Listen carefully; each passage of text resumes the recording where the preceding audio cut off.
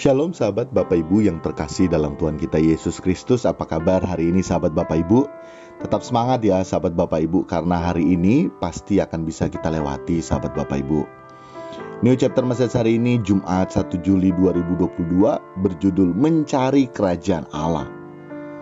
Dalam Matius 6 ayat 33 disebutkan demikian, tetapi carilah dahulu kerajaan Allah dan kebenarannya, maka semuanya itu akan ditambahkan kepadamu. Sahabat Bapak Ibu, New Chapter Message hari ini masih merupakan satu kelanjutan dari New Chapter sebelumnya dalam poin datanglah kerajaanmu.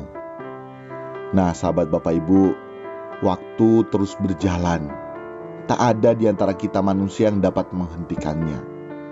Terbukti hari ini kita masuk lagi di tanggal yang baru, di bulan yang baru, bulan Juli 2022.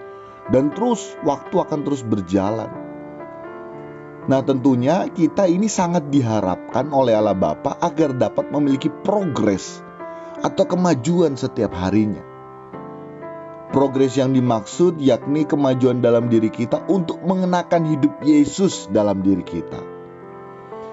Tak ada orang tua, termasuk orang tua di dunia ini, yang menginginkan anaknya tidak dapat menjadi dewasa.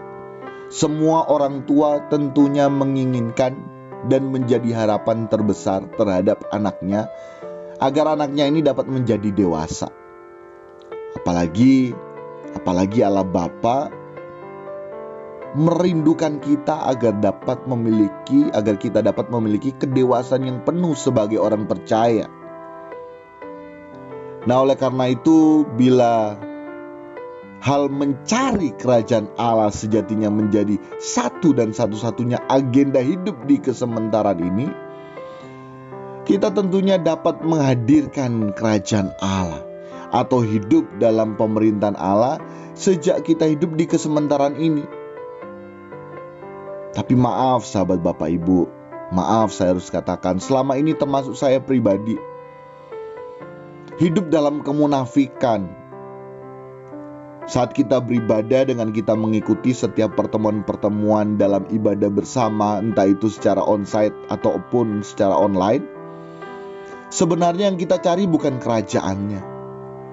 Sebenarnya yang kita cari cuma berkat dan mujizatnya. Dan mari kita jujur sama diri kita sendiri. Apakah benar motivasi kita mencari Tuhan karena pribadinya, karena kerajaannya, karena kita mau menghadirkan pemerintahan Allah dalam hidup kita, atau karena berkat dan mujizatnya? Saat kita masalah ada jalan keluar, saat kita sakit disembuhkan.